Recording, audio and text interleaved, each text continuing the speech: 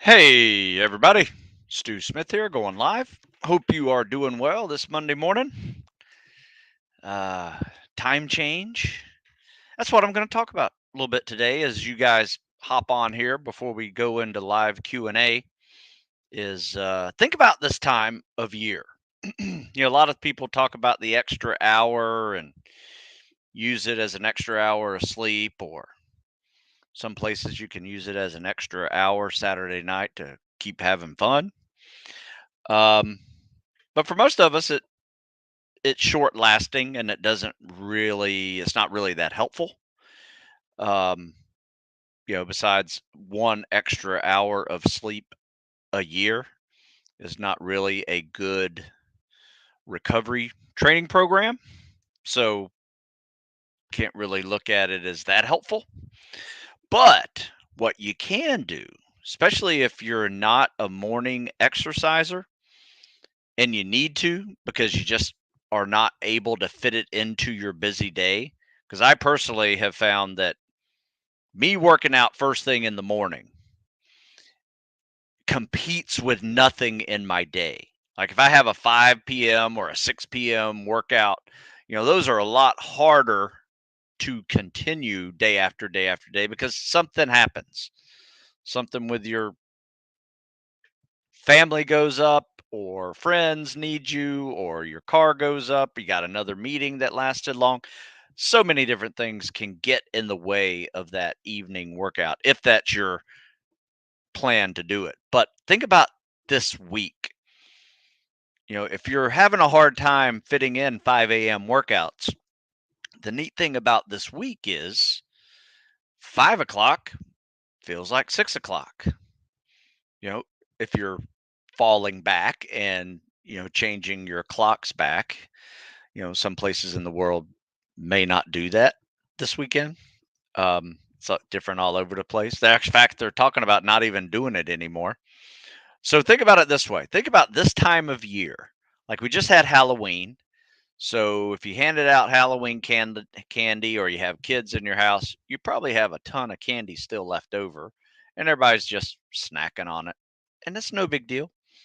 Candy here, candy there, not a big deal. But then you have football on the weekends and you're snacking and having drinks and extra calories watching these, you know, October being a crazy sports month and going into November.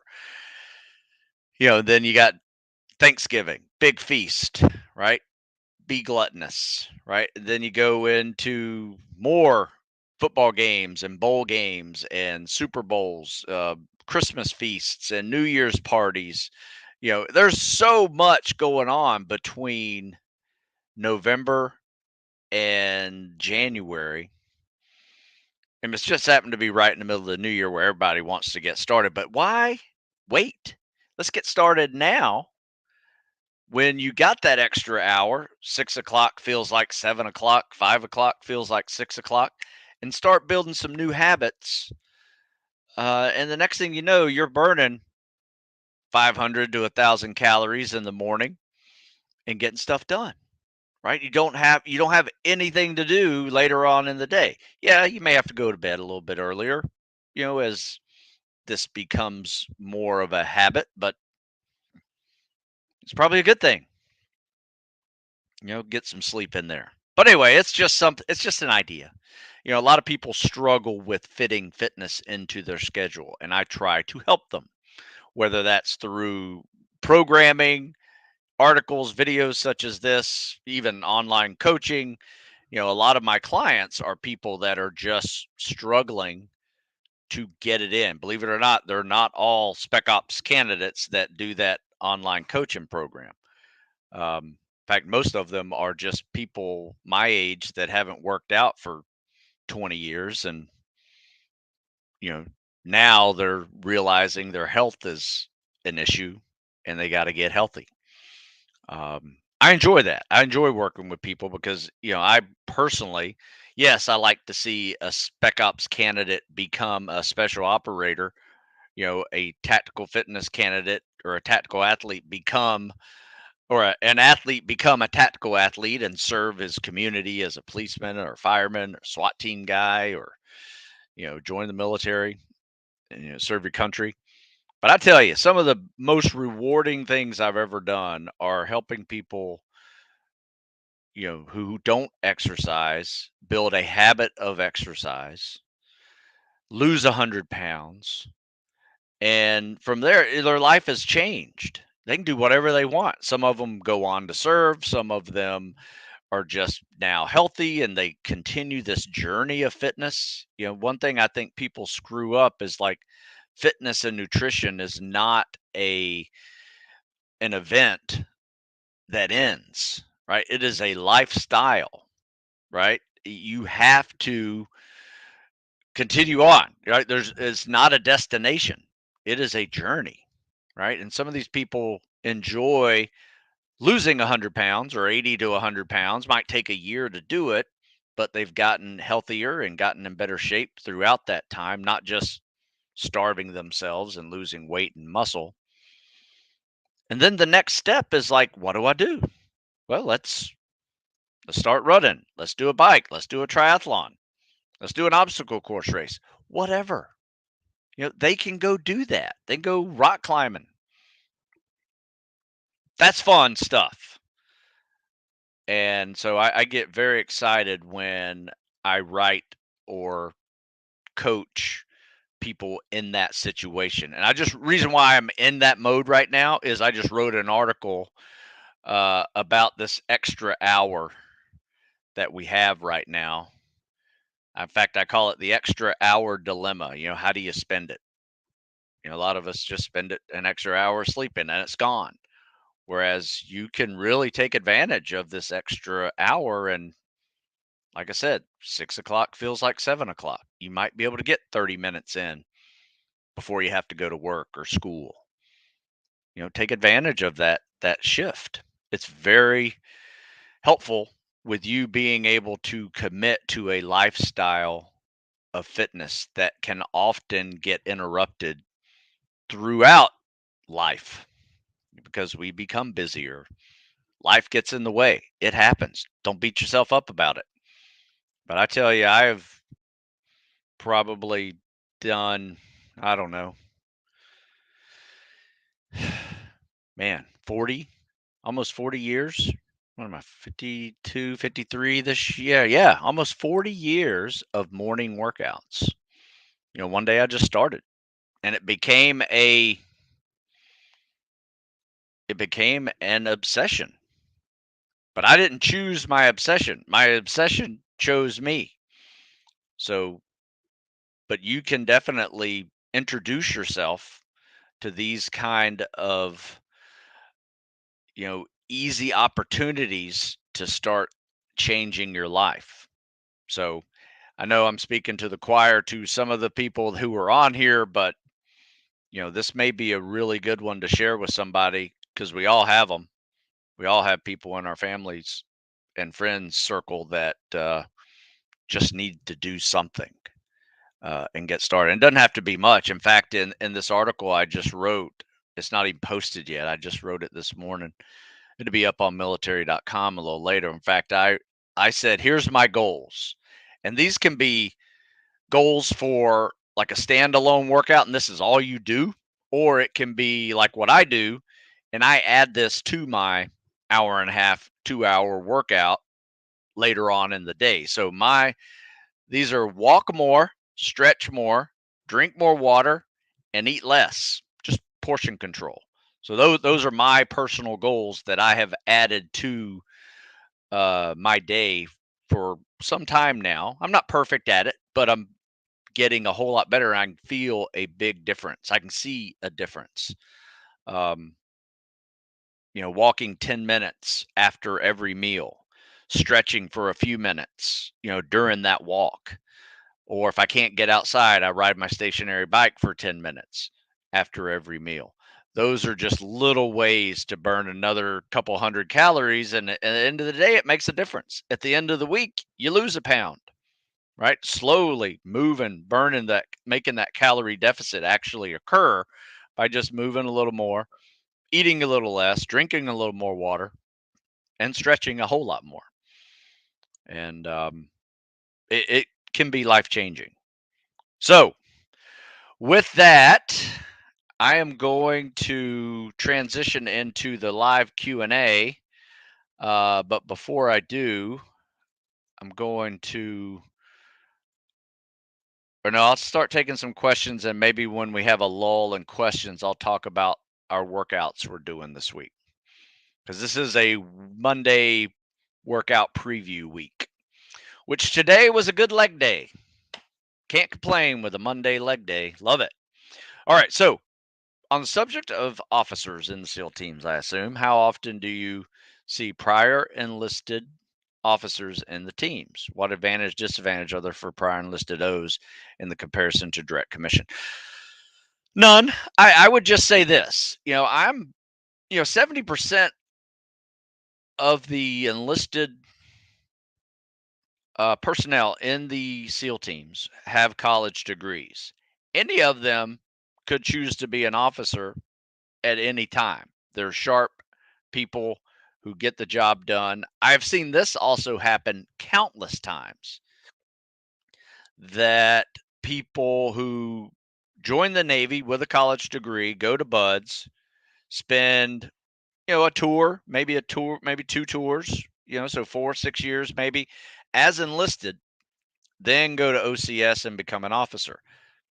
Countless people have done that and done really well in their um, careers with that Mustang criteria. So think of it more as like on the job training. It is a great opportunity if you don't want to go in as an officer, but you want to see one, what the job is like, right? And then say, you know what? I think I could do this. I could even do a better job than the current officer that I have. Right? There's nothing wrong with that, and you go do that. Right? Or you say, you know what? I'm enjoying this senior enlisted job. I'm going to continue being a senior enlisted man. But I've seen guys go all the way up to chief, then become officers, and spend 20, 30 years, you know, 30 years plus, in that capacity, and are just exceptional people. But I've seen great officers come right out of OCS too, and ROTC and Naval Academy. I've seen bad ones too. So you're not really immune to being a good officer or a bad officer, depending on what source you come from. It really comes down to you and your character, your abilities. But I personally, um, getting a few years of job experience, then thinking about going to become an officer, I think is a great idea. Like I said, I don't know what the percentage of it is. I'm sure somebody has that out there, but it is pretty significant. And it also tells you, like, why a lot of people with college degrees don't become officers that are in the teams, because they really enjoy their job. Let's see. Ian says tips for the MMPI 2 psych exam. You know what? I have no clue. One, I've never seen it. Two, I don't even know what it is. Um, and so I would have to Google that and see what that is. I don't think there's really a whole lot of like studying you can do for a psych exam. That's kind of defeats the purpose. It is who you are. I could be wrong though. I don't know. That's kind of like out of my range of what I do. But good question. Makes me want to look it up and see what the hell it is, because I don't know what it is. Uh, and this is most certainly an open-ended question, but what makes a great officer in your opinion? What advice do you have for Naval Academy guys in general? Um, Good question. Um, I mean, I see a lot of folks. I see kids that are ROTC, OCS, enlisting with college degrees and Naval Academy students. So, um, it really comes down to the person, and their just individual abilities. Some people say, you know, leadership is a natural thing that you're born with, or it is something that you can develop. I think it is both. Like, you can definitely become a better leader when you're exposed to better leaders and better methods. Um, so it really kind of depends on you, your history, your training, your exposure to good leadership, and what makes you a good leadership, and just like, what is your own character like? Can you be humble? Can you be the type of person that expects a lot out of the people they are in charge of, but also expects just as much or more out of themselves? That's probably the biggest thing. Like, not asking your folks to do something that you wouldn't also do. um I think is a very important part of that. You don't have to do it, you don't have to know how to do it, but you would do it yourself if you could, right? Or you become very skilled and you're able to actually know exactly what that person's doing, and you're telling them what to do because it's part of the mission, it's part of the plan. um so I hope that answers your question. It is so many different avenues you can go down on that one. Something I would suggest is maybe read some leadership books. There's many out there. Everybody has their own, version of what leadership is, and they tend to all be somewhat the same foundationally. So, check out some of those, like Jocko and Leif. They have some, you know, extreme ownership. I think that is a very important key to leadership, is just owning whatever happens. That's you, because it is you. So yeah, there's a lot of great things you can do with that one. So keep studying, because one thing I will tell you this: leaders don't know it all, right? But they have to be humble enough to learn it. Honest enough to say, I don't know what you're talking about, but at the same time, want to learn what that person is talking about, and be able to address it in a way of that is somewhat competent.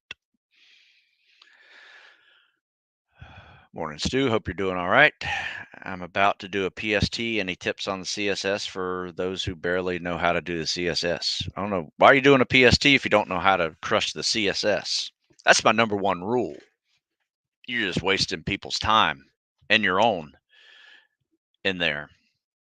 Um, so anyway, my number one rule is, look, why even talk to a recruiter if you don't know how to crush the PST? It's not their job to teach you how to take the PST. It's your job, right? And there's plenty of opportunities on the internet to learn how to do all this stuff. I got a TikTok full of CSS tips if you want tips, but in the end, there's no tips. It's you busting your ass trying to figure this out and practicing constantly. Now, obviously, that doesn't mean 24 hours a day, but it means every day you should be practicing something that's going to work your technique and work your conditioning so you're better. So, yeah. I hope it's just a practice PST. If it's just a practice PST, I take away all my attitude. But if it's an official PST and you still don't know how to do it, or barely, or not in shape to do it, you know, you may spend all of your delayed entry program time just getting prepared to get two buds. And you're going to neglect all the time that you may have to actually prepare yourself to get through buds. That's the problem. Most people who go to Spec Ops selections work their butt off to get selected to go to the training, but they don't do enough to prepare themselves to get through the training. There's two phases that you have to go through. Phase one, get to the training by crushing a PST. Do that. May take you a year, before you even talk to a recruiter. Day one of your recruiter PST, crush it. Guess what? They're going to take you seriously. Otherwise, you're just a failure, just like everybody else that took that test. And they're not going to call you back when you call them, right? Or at least take a week to it. Whenever you go there, you crush that PST and show them you're serious. Guess what they're going to do? They're going to call you, say, hey, yeah, we got a ship date for you. They won't lose your stuff because they care.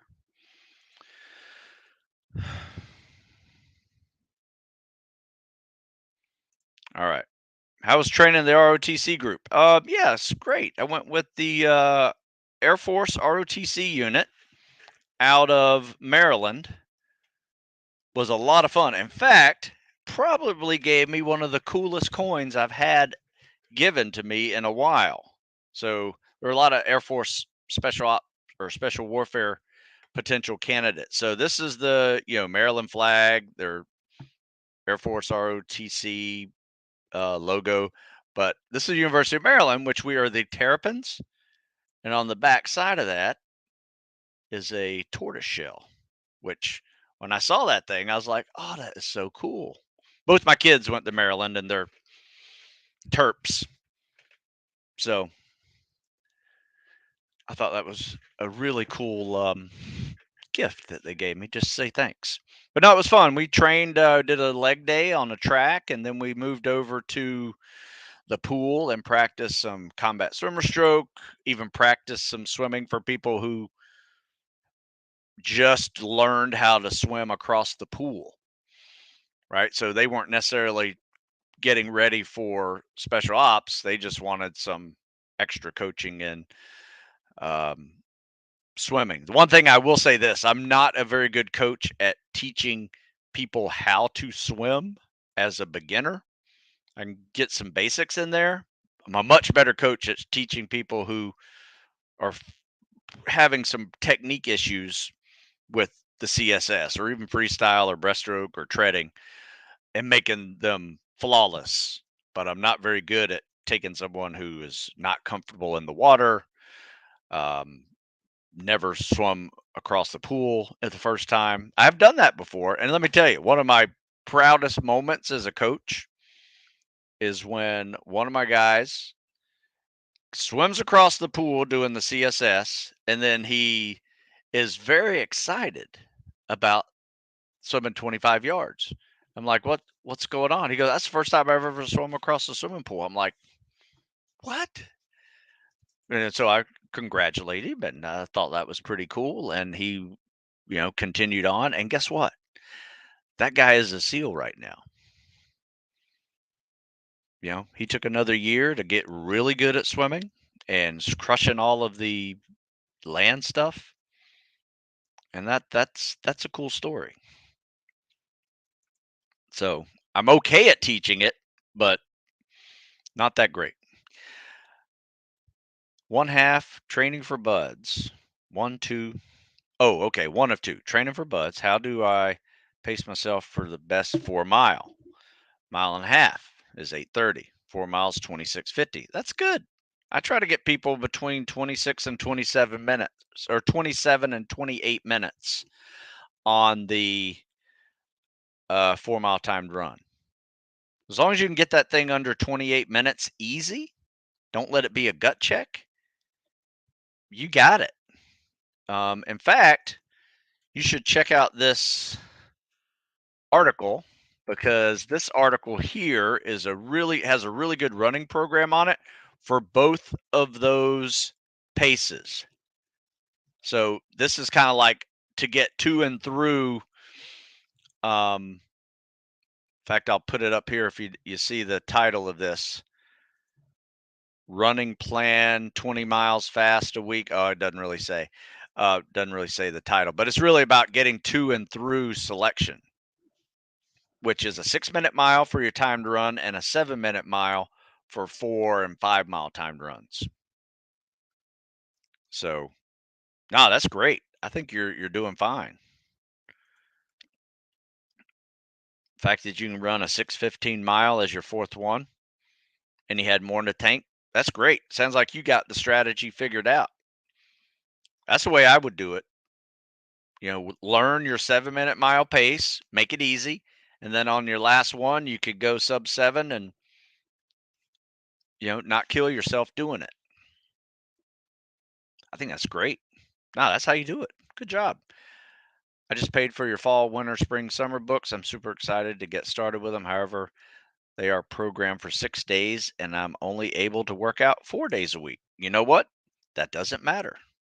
You know how you do it? You start on day 1 and you just move on to day 4. That's the end of your week. The following week, if you want, you can skip day 5 and day 6, or you can start your next week on day 5, day 6. Go around the weeks. Days are one thing I put in there is I don't put Monday, Tuesday, Wednesday, Thursday. I put day 1, day 2, day 3, day 4. You put them into your week as you see fit. That's one of 2 ways to do it. You can do 1 through 4, pick 4 of your favorite workouts in a row. Do them.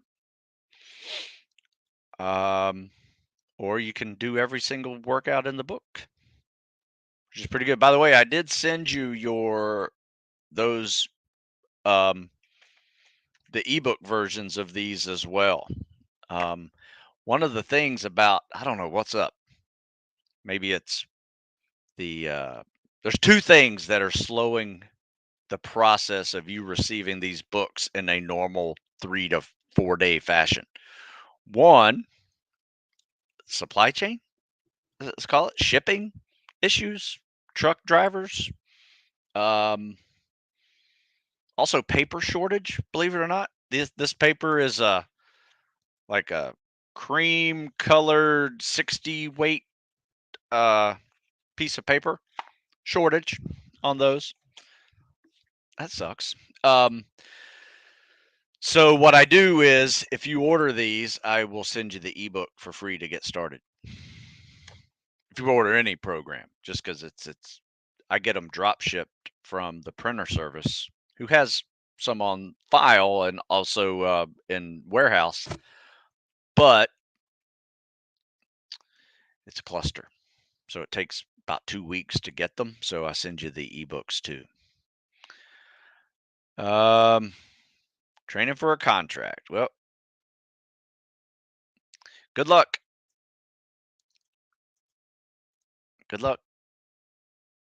That's the problem. You're going to get really good at taking PSTs, which is only getting yourself 2 buds, not focus on getting through buds. And how do you focus on getting through buds? You do 4-mile timed runs, you do 2-mile swims with scuba fins, you lift a little bit to handle boats and logs. Are you capable of handling, a log on your shoulder or a log on your chest while you do a lot of lunges?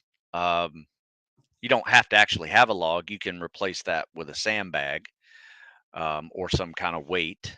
Are you going to get crushed when you do log PT or boats on your heads?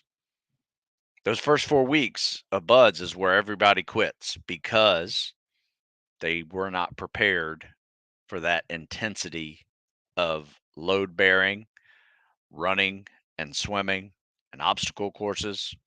People get kicked out or quit every day because those first 4 weeks that's the toughest part of it. After that, you actually start learning tactical stuff, scuba diving and shooting and land nav and patrolling and shooting and moving. So, good luck. I hope you have enough time to actually prepare yourself. Best tips for 50-meter underwaters.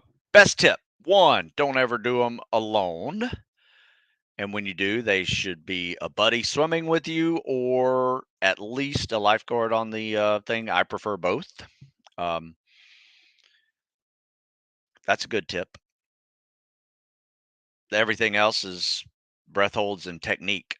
So the biggest thing is, look, I can still do 50-meter underwaters because I have a really good technique. My technique of basically breaststroke pullouts, hold that water, grab water, hold that glide, kick and recover, real streamline, be real tight on their streamlines, and glide the whole swim. Like I do 4 strokes to get across a 25-yard pool, right? Maybe 5 on the first one because you can't kick off the wall, but on the way back, you get that kick off the wall. Some guys do it in 3 strokes. So the key is your efficiency in doing that, not your ability to constantly stroke like that. So I have a couple of underwater swims on YouTube. You can search it, as well as TikTok. There's a couple on there, and they're all super um, efficient. Very, very few strokes to get across the pool. I would say if you're doing 6 or 7 strokes or more, you're wasting your energy. So work on your technique. That's the number one tip behind don't do it alone. Good question. Let's see. CSS question. Oh, by the way, tomorrow I will be doing another live Q&A with live combat swimmer stroke critiques. So not that I don't mind answering CSS stuff today, but tomorrow's show is all about me, interjecting some videos in here on how I coach, as well as how I demonstrate what people are doing right and wrong. So on the glide, after the scissor kick, I float to the surface where my whole back is above water. And I feel it's slowing me down a ton. Yes, that surface tension will slow you down.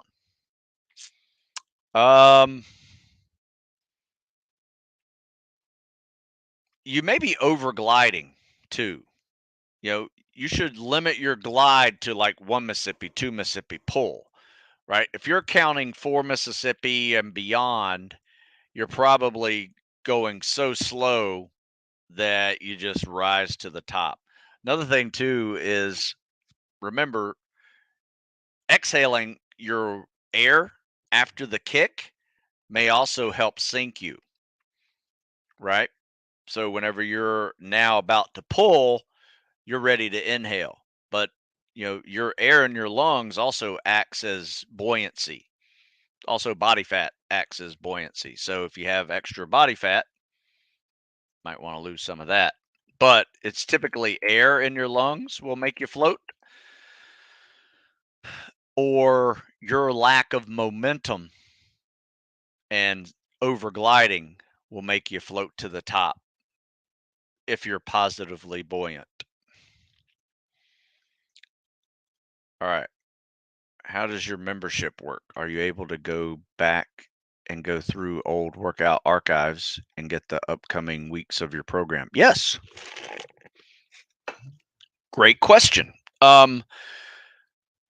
Yeah, so what I do is I have a program where you guys get exactly what I am doing and what my guys are doing every week live before they're published. I don't even publish them yet, because a lot of times some of these, like this program here, is our spring summer training cycle that we did 4 years ago, right? Or whenever I wrote this, I think it might have been 3-4 years. Yeah, it might have been 2019.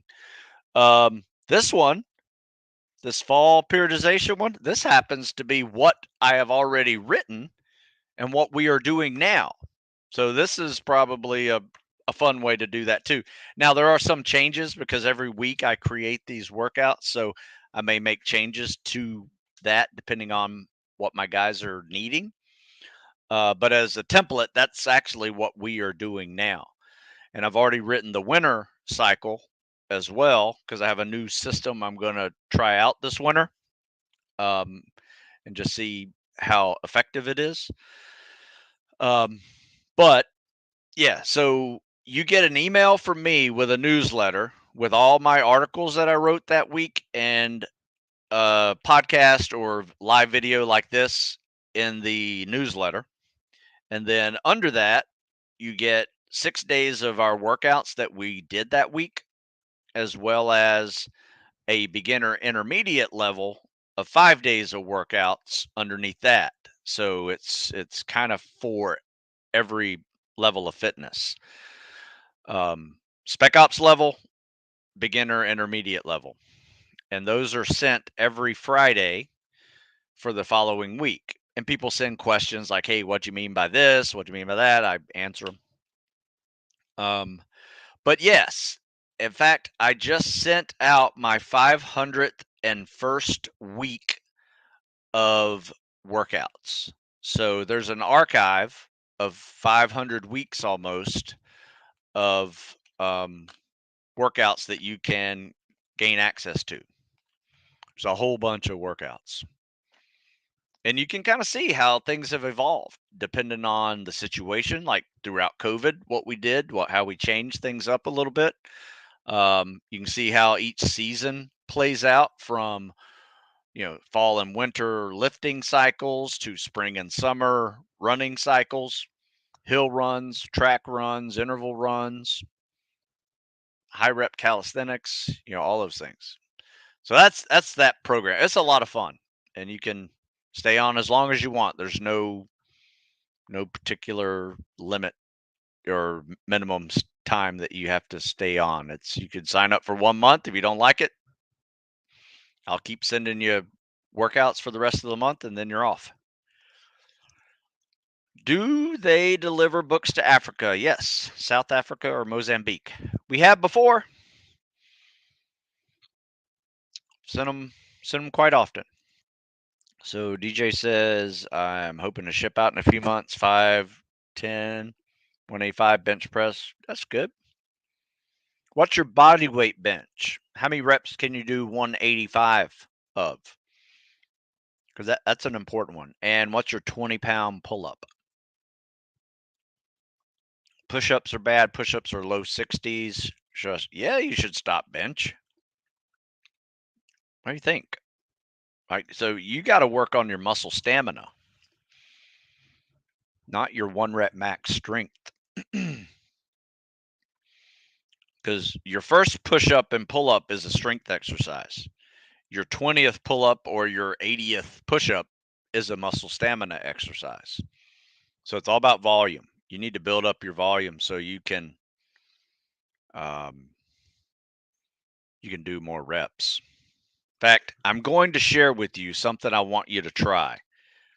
One, stop lifting bench press.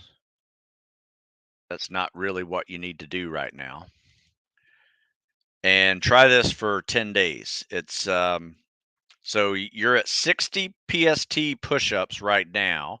So that means multiply by 4 or 5. So between 250 and 300 a day. That's your daily goal of push-ups, right? That can be done in a workout. It can be done spread throughout the day. It explains everything in this article I just posted. You do it for 10 days straight, and then you do 3 weeks, or I'm sorry, 3 days of no pushing activity, no bench, no triceps, no chest, no shoulders. Give yourself 3 days of pushing rest, and then you test on day 14. I've been doing this since like the mid 90s with both men and women, and I have seen an average of 50 to 100% increase in their push-ups and pull-ups. Now, I will tell you this, the higher number you start off with, obviously 100% increase is probably highly unlikely. I have seen people go from like 40 to 80, 45 to 90. So, 100% increase. But most times, if you're in the 60 to 70 range, you might put on 20, maybe 25, which is significant. All right. Especially if you've been stuck at 60 for a very long time. This is just a way to kind of utilize the overload principle of calisthenics 10 days straight. Then you take 3 days off and test on day 14. But then afterwards, you don't continue doing that daily push-up stuff. That you'll start seeing negative results if you have a lot of high volume daily activities of the same muscle group. Um, what I would recommend is going back to like an every other day routine where you do, the three classics. You do a PT pyramid, you do a superset, and you do a max rep set, kind of like a Murph, where you get 200 push-ups done in as few sets as possible. So three workouts spread throughout the week, every other day or every 2 days. Um, and that will take you to another level. I've seen people stuck at 15 pull-ups go to 25 pull-ups just by adding one workout a week. And it's basically 100 pull-ups in as few sets as possible, you know, on a Saturday, right? So you do two other upper body workouts, take a couple of days off, and you do this max rep set workout on a Saturday. In fact, when I do this, I wrote an article titled "My Three Favorite Workouts to Crush PT Tests," and in my programs, there's a couple of weeks in there where I will use these three tests spread throughout the week. Monday will be a pyramid. Wednesday or Thursday will be a superset, like all sub max, but high volume. So, like, 10, 15 sets of 5 to 10 pull ups or 20 to 30 push ups. All sub max level, but a lot of volume. And then that Saturday workout, give yourself a couple days. That Saturday workout's a big max rep set workout. Seen a lot of people, like, if they do these three workouts for a solid month, crushing every event on the PST, even if they've been stuck at push ups and pull ups and sit ups for a while. Sit ups is more of a pacing drill. People screw up the pace on sit ups.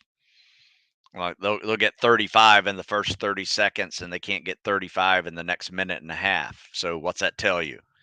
Start off too fast. So if you want 80, what I would suggest is do the first 30 seconds, get 20 in the first 30 seconds, 40 in a minute, 60 in a minute and a half, 80 in 2 minutes. I've seen guys fail sit-ups and get, like at the Naval Academy, 65 is the minimum standard. So I've seen people fail sit-ups on a Monday and get like 62, and then uh, we test again on Wednesday, 2 days later, and they get 82 just by slowing their pace down, or 80 to 82. Um, I didn't make them stronger, just made them a little smarter with how to take that test. And that's what a lot of this stuff is. Just some clinic on actually test taking skills. In fact, for the guy who is trying to get a a contract and still can't swim, check out this article. This is a really good one. It's called the PST Clinic, and it walks you through the entire test on how you should be taking this test and pacing yourself, practicing the test itself in a way to where you can actually be optimal on all the events. So check it out. It's a really good article. Let's see. So there's a men's chart for dumbbells beginning at 5 to 10 to 100-pound dumbbell exercise regimen chart work based on scientific research that went into making the chart work. Please, is there a chart? I don't know. Not sure, man. I have not seen it if there is. But my suggestion would be to create a workout that you enjoy. And every week, try to see if you can increase the weight 5 pounds. Do your own scientific research, see if it works,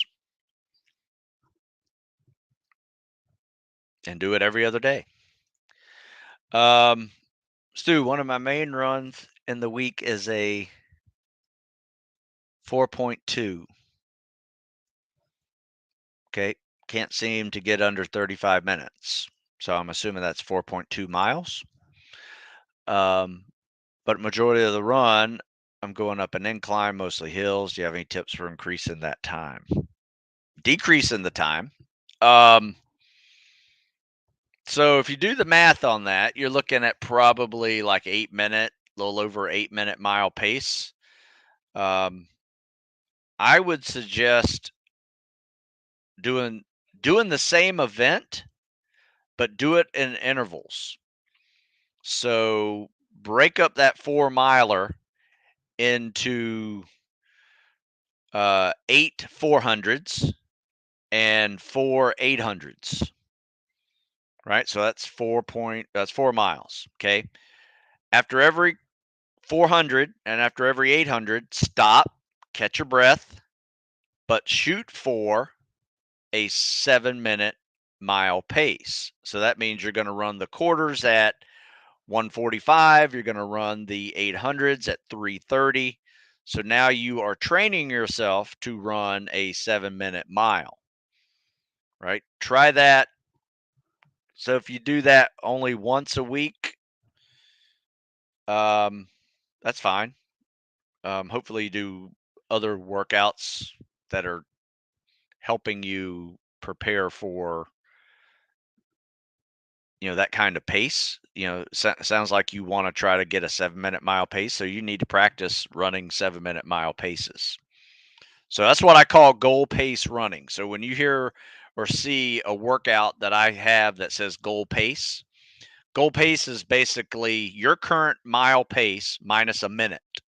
So if you're running an 8 minute mile, your new goal pace is a 7 minute mile, and your intervals should be at that pace. Like I just stated, 400s, 800s, mile, at try to hit a 7 minute mile in one of those miles, maybe catch a breather, do it again.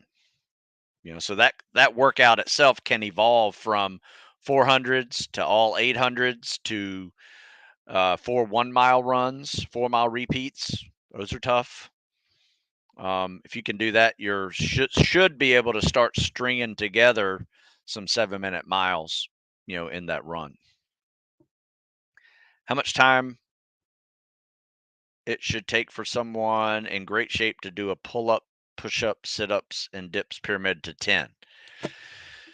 Good question. Because I have used that model as an assessment tool for years, and it's a great assessment tool. So, what I would suggest is doing it once a week and let that be your test that day. So, and you'll find that one day you'll get up to 7, go back down. You'll get up to 8, go back down. Eventually, you will build up your muscle stamina to be able to do 10, back down to 1. And if you multiply your push-ups times 2 and your sit-ups times 3 and your dips, it's up to you, times 1 or 2. 2's really tough. You will get a 1-10-1 pyramid: 100 pull-ups, 200 push-ups, 300 sit-ups, or you can make a variety. I like to mix it up with flutter kicks and plank poses per second as well. It doesn't have to all be sit-ups and then dips. You get anywhere from 100 to 200.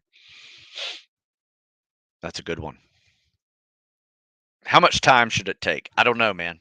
I've seen all types. I've seen most people who like start working out with me may be able, and who work out normally, may be able to get to 7 or 8 before they die down, especially like if you're like the guy who's lifting weights a lot and don't really do a lot of calisthenics. You might not find yourself being able to get all the way through it. Um, but usually, depending on their body weight, that's the big if. Like a cross country kid, in a month they're cranking out all the reps, right? Because they're just so lean. They're built for muscle stamina and endurance. Um, they don't really have a lot of bulk to slow them down. So I say there's going to be, unfortunately, the answer of it depends on those factors, really. So some of the bigger guys who are strength athletes may take several months to be able to do it, whereas a lighter, more endurance athlete 6 weeks, maybe max. How effective do you think 100-yard sprints are for improving 1.5 mile time? I don't think they're bad for it. I think there's a time in the week where I think that's great. Something we do is we do hill sprints, which are just brutal. Um, and when you get to the top of that thing, it's like you're at your max heart rate. So there's nothing wrong with pushing some different energy systems. Though I will say this, you're not really using that energy system when you run a mile and a half. It's more the anaerobic energy system versus the super high speed energy system, the glycolytic energy system, or the yeah, phosphoric energy system. Um, so check out that. In fact, I have an article here on energy systems. It's really what you're trying to do when you um, run the mile and a half. Is it actually is a test of um, it actually is a test of aerobic endurance, but people run it so fast that it really is a test of anaerobic threshold and endurance. So it's getting close. It's getting close to that um, energy system where it's like sprint level energy system, but it's not the same. So I wouldn't say, put it this way. I've seen many sprinters who that's all they do not do well on the mile and a half because they've been working the wrong energy system the whole time. So it's not bad for it. And I think it's fun to be able to move your legs fast because eventually you have to teach your legs to move faster, but not that fast. So I would say this, if you're training for a mile and a half, one day a week can be a bunch of sprints. You can throw in 50s and hundreds and 200s and 400s, throw in a few easy paced ones, throw in a few sprints, throw in a few goal paced ones, throw in a few sprints. Um, Nothing wrong with that.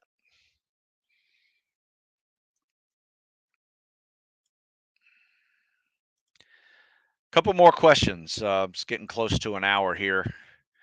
Is there still auto qual for Bud's contract? What kinds of scores are earning contracts right now? Civilian. Last thing I want to do is end up in the fleet.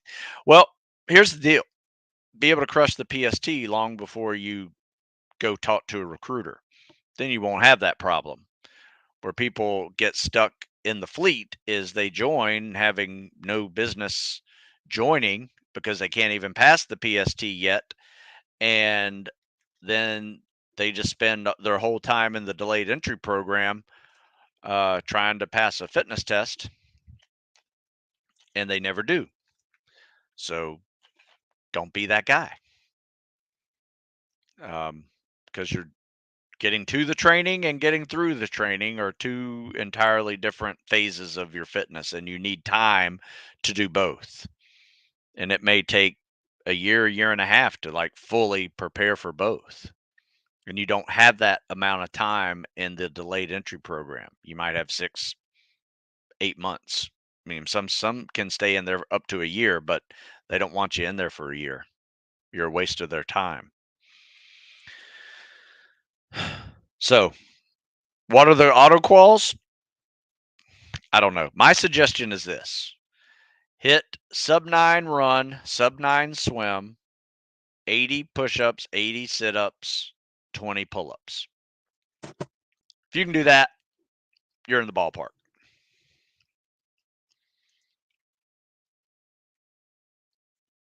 So, no bench and just push up program, correct? Yeah, you don't need to bench. Having double digit, I will say this, having double digit body weight bench is really good. Something I would do if you want to add in bench, I'm not opposed to this. Do max reps 185, then After that, flop off the bench and see how many push-ups you can do right after. And here's what that does. That gives you a feel for what those last push-ups feel like in the last 15 seconds of a 2-minute timed push-up test. It is so hard. I mean, chances are you might be able to get 5 and you're like borderline failing. Really, it's a really good way to combine the two.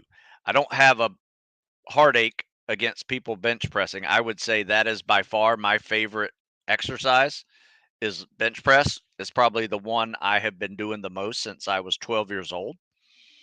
And getting myself out of that weight room to prepare for spec ops was not easy. I get it. However, that is a good compromise for you. I wouldn't go more than your body weight. Max out your body weight. See if you can get 15. I usually try to get 15 times my body weight. Um, weighing at like 205, try to get 15. Usually hit that every year.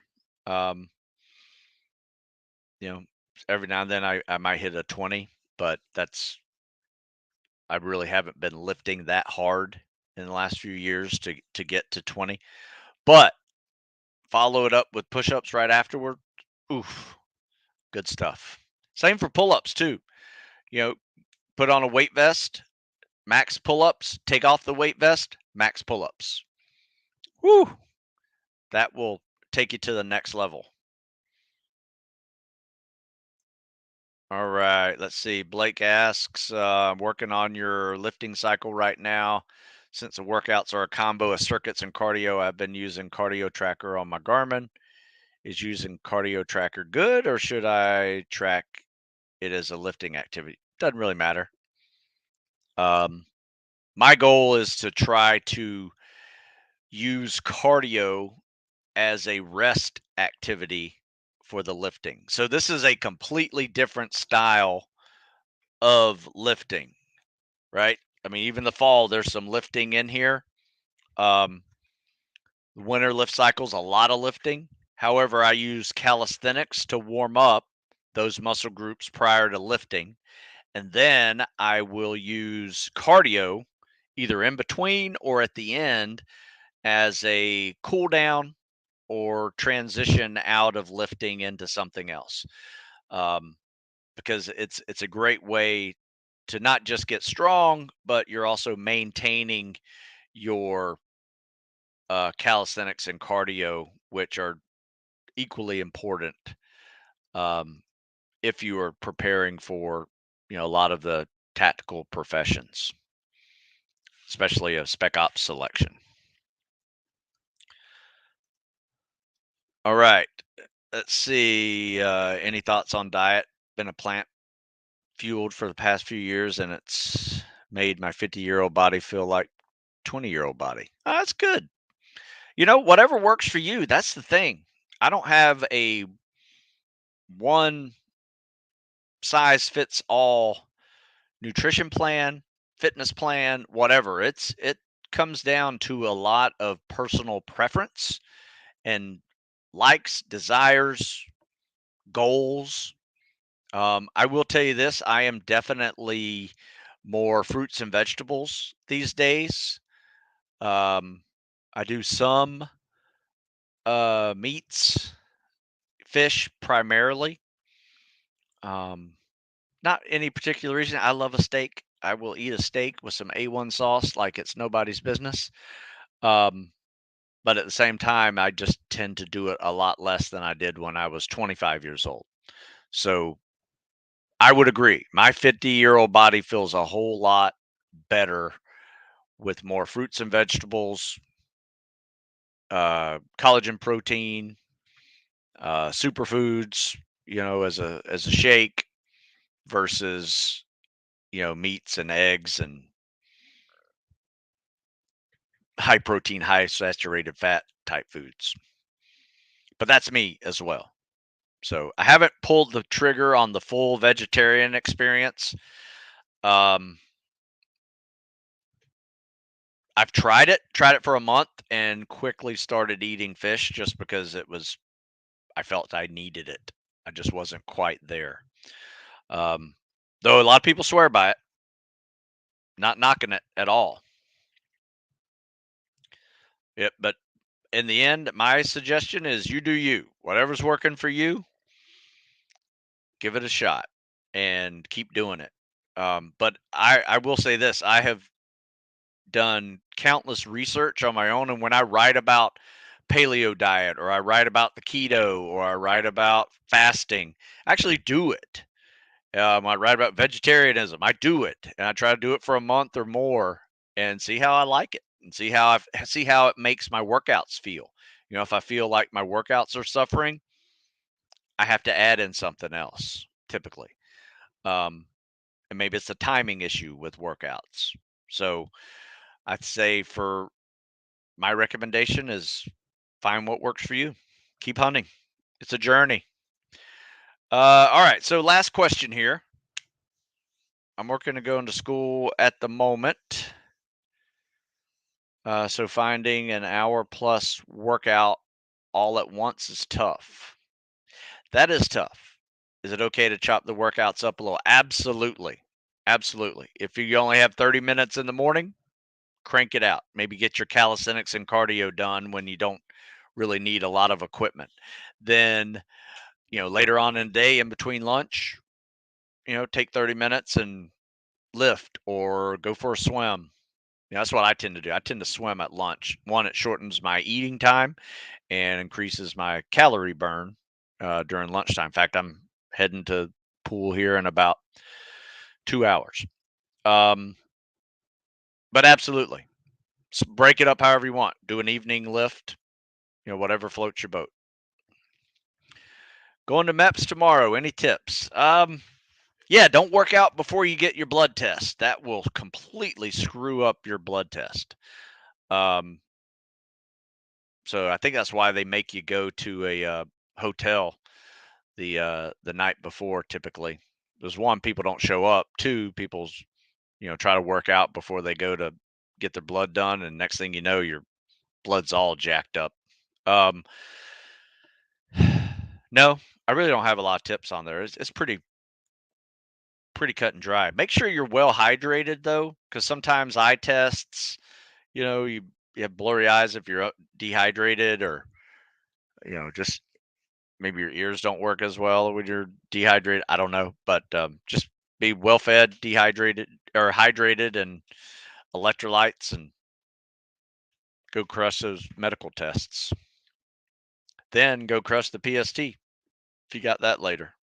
Hopefully your first one's an auto qual and you don't have to worry about being a PST failure. All right, folks, I am done. I will be back tomorrow. Um, I'm going to look up this psych exam, see what the heck that is, and we'll go from there. So I'll see you tomorrow, 9 o'clock. We'll do some CSS sharing. If you have any CSS videos you want me to review, send them. Happy to critique them for you. You can also see a lot of my critiques that I post on TikTok. Probably got over 100, 150 different videos of me voiceover and correcting people swim. Some are perfect, some need help, but a lot of them are common issues that a lot of people have. So check out the TikTok, Stu Smith 50. There's also on my Instagram Reels, there's a lot of CSS critiques as well. But yeah, if I missed your question, just send it to me, stu@stusmith.com. Happy to answer it. And I will answer it. I answer all my emails. So until next time, I will see you later.